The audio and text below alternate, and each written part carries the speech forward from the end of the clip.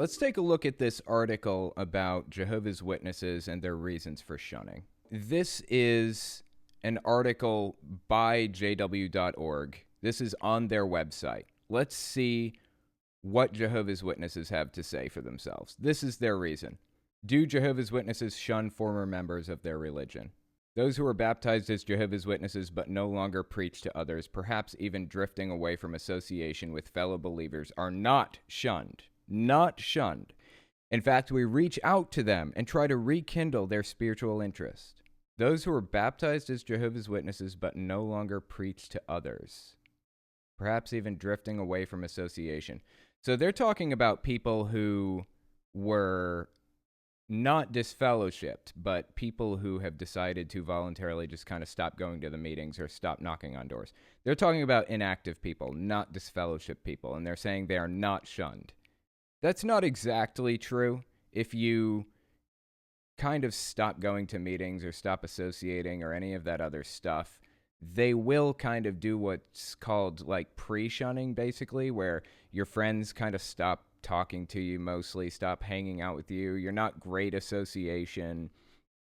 You won't be disfellowshipped for talking to the people, but you'll be counseled about it. You'll be told it's a bad idea, all of that other stuff. So let's read on here. It says, we do not automatically disfellowship someone who commits a serious sin. If, however, a baptized witness makes a practice of breaking the Bible's moral code and does not repent, he or she will be shunned or disfellowshipped. The Bible clearly states, remove the wicked man from among yourselves. I know that they have their biblical justifications, basically, for shunning, quote unquote. And the Lloyd Evans channel, John Cedars, actually did a whole video about whether or not shunning is biblical. And it was actually a really fascinating take. So my natural assumption going into it was, no, the Bible does not condone shunning. But when I was watching the video, I heard him make like a really fantastic point. Now, the dude, as far as I know, Lloyd Evans is a fellow atheist. We're both atheists, right? So what investment do we have in the Bible? Like Lloyd and I, why would we care if the Bible supported shunning? I already accept that the Bible is a crooked, disgusting, hate-filled book that's used to fuel hate against people. I don't care if it condones shunning or not. Morally speaking, I happen to know that shunning is wrong like that. I don't care if a book says it is or not. So Lloyd made this point in his video, and it was just an absolutely solid point. We should walk into the situation, reading the Bible, not making any assumptions about whether or not it condones shunning. Okay, so we should look at all of the books and all the verses that Jehovah's Witnesses use, look at them in context, and honestly examine, honestly figure out if what the thing is saying is actually condoning shunning, or if they're taking it out of context and using it to their advantage. Because I think it's probably closer to 60 or 70 years ago, Jehovah's Witnesses didn't believe in shunning. They called it a pagan practice. Just like Christmas trees and birthdays or whatever else, whatever other stupid things Jehovah's Witnesses claim are pagan practices, that was in the list too, shunning. So what changed in Jehovah's Witness doctrine? What changed in their belief system that makes them think that the Bible now condones shunning and it isn't a pagan practice? That's really the question. I think Lloyd Evans went through not just the verses that Jehovah's Witnesses offer up, but anything that mentions shunning in any form or capacity, anything that even implies cutting people off in any way. And his assessment at the end of it was, no, the Bible does not support shunning. There are a few cherry-picked verses that Jehovah's Witnesses cite that make it seem like it does, but they're taken out of context heavily. And I actually followed him through the entire video. I read all of the scriptures that he cited, And by the end of it, I agreed with him. I didn't think that the Bible supported shunning either. But if you guys are curious, this is a little plug for Lloyd. If you're watching, you guys need to go find that video on his channel. It was actually a really good video. Does the Bible support shunning or some other thing like that? It's worth the watch. So anyways, let's continue this article and see what else it has to say. What if a man who's disfellowshipped but whose wife and children are still Jehovah's Witnesses? The religious ties he had with his family change, but blood ties remain. Well, obviously, you can't change blood ties. I know that they're setting us up for something BS here, so let's continue. The marriage relationship and normal family affections and dealings continue. That's not exactly true, and I can prove that by looking through their books. So we'll continue on and see what else this says. Disfellowshipped individuals may attend our religious services. If they wish, they may also receive spiritual counsel from congregation elders. The goal is to help each individual once more to qualify to be one of Jehovah's Witnesses. Disfellowshipped people who reject improper conduct and demonstrate a sincere desire to live by the Bible's standards are always welcome to become members of the congregation again. Having read that, let's say hypothetically speaking, it says here, disfellowshipped people who reject improper conduct and demonstrate a sincere desire to live by the Bible's standards are always welcome to become members of the congregation again. What if I disagree with you on the Bible's standards and what it says? What if I disagree with you about the Bible being relevant at all? What if I want to be Muslim? What if I think Islam has it right? I don't want to live by the Bible standards for one reason or another. And that means I lose my family over it. That is an unacceptable situation to me. There are tens of thousands, hundreds of thousands maybe, of people out there who just stopped believing it and will never talk to their family again because of this religion. There is somebody out there right now at this moment at 8:29 p.m. who just hugged their kid and tucked them in to go to bed. And they just laid down in their bed to go to sleep next to their wife and realized, I don't believe any of this.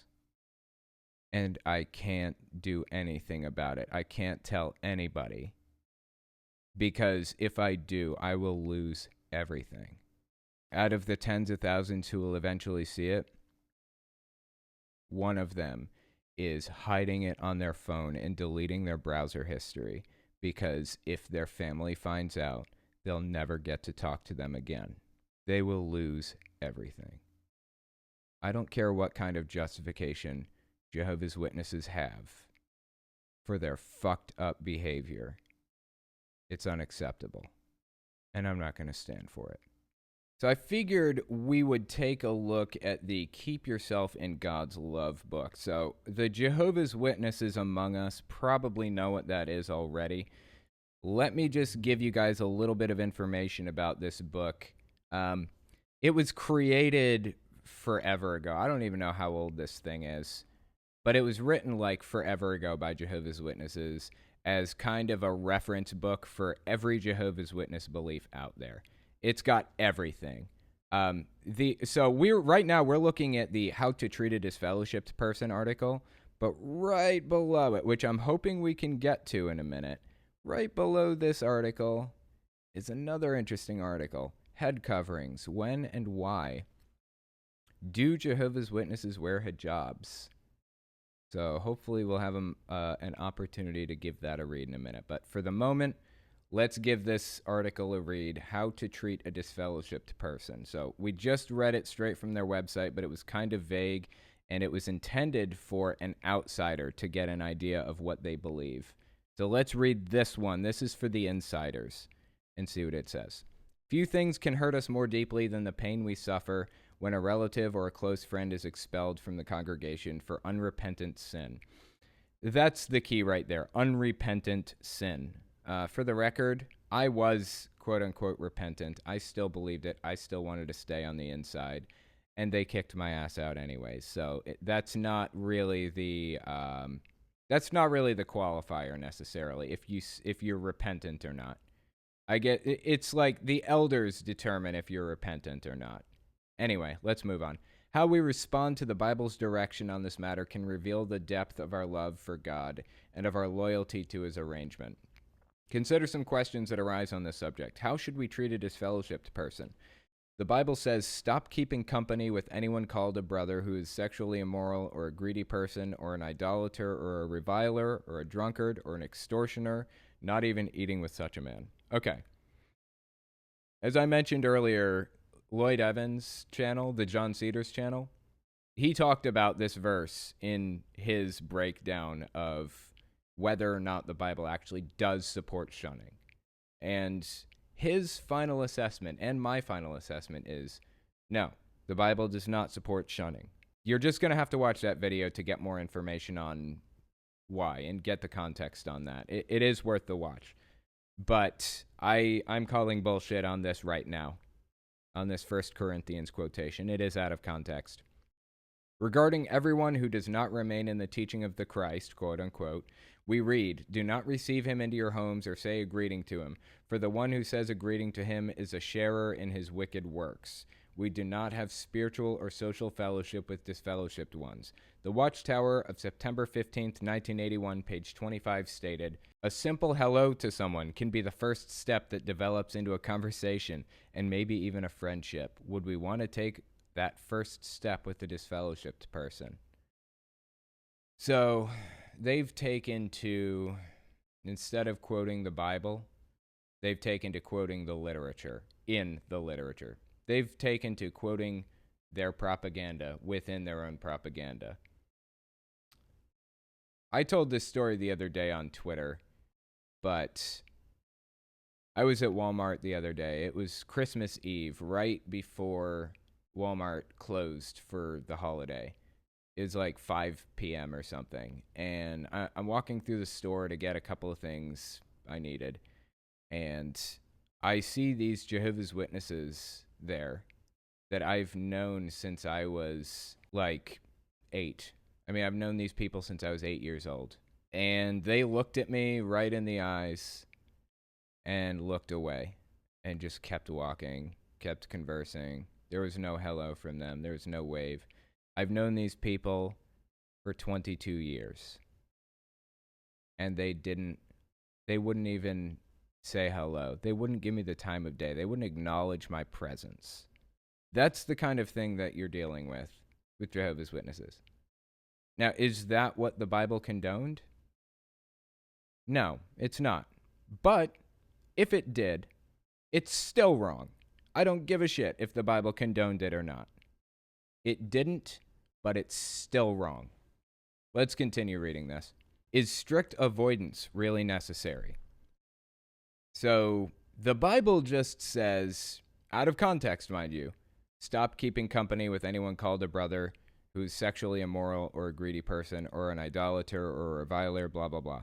So they're jumping from stop hanging out with people who claim to be in the religion and also are sexually immoral or greedy or whatever the hell else, to avoid anybody who is anything like this, no matter what, or anybody who doesn't believe. It doesn't even need to fall into one of these categories. It doesn't matter if they're sexually immoral or greedy or an idolater or any of that. You know, the moment I got out of the religion, I felt like I was living in sin. And I got married so that I wasn't living in sin anymore at 18 years old. I did everything that I could to not be living in sin anymore. And for like years, I was not living in sin. Now, since then, I've realized that sin is actually pretty fun, and there's no reason to avoid it typically. And I now have like a girlfriend, and I live with her and everything. That's straight up sin. Like, that's Sin City. You just do not want that. You will be shunned for that alone. But I was not living in sin for years, and I still believed it. Why were they shunning me?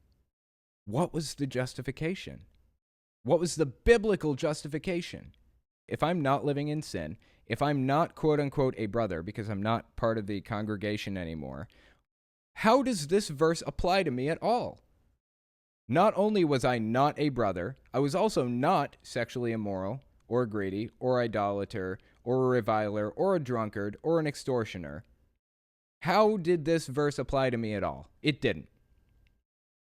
So Jehovah's Witnesses just pulled this right out of their ass and built this giant wall of rules that's completely unjustifiable and indefensible from a biblical standpoint, and impose it on their members. And it does serve one useful purpose for the leadership of Jehovah's Witnesses. That is to prevent people from being able to leave. They can't leave or they will lose everything. Anyway, let's continue. Is strict avoidance really necessary? Yes, for several reasons. First, it's a matter of loyalty to God and His Word. Oh, see, let me tell you what they did here with this one. They say loyalty to God and His Word, but they got a couple of words confused there. What they meant is loyalty to the Watchtower Society and their word. They didn't actually mean God and His Word. So maybe I'll write into the writing department, see if they can correct that. We obey Jehovah not only we obey the Watchtower Society, not Jehovah. Not only when it is convenient, but also when doing so presents real challenges. Love for God moves us to obey all His commandments, recognizing that He's just and loving, and that His laws promote the greatest good. Just and loving. The God of the Old Testament is a monster. How could they possibly try to justify that? I mean, just ask the Midianites how just and loving God is. He killed all of them. They are dead. There are no Midianites left. Does anybody really believe this? This is like mind-blowing. Unfortunately, they do believe it. And I believed it for a lot of years too. So we have to continue talking about this anyways. Let's continue reading. It says, second, withdrawing from an unrepentant wrongdoer. Again, I was repentant. Protects us and the rest of the congregation from spiritual and moral contamination and upholds the congregation's good name. Third, our firm stand for Bible principles may even benefit the disfellowshipped one. Oh, it's for my good. Okay. I haven't talked to my mom in years. It's for me. She's doing that for me. I see. Okay. That makes sense. I understand now. It's for my own good. Okay.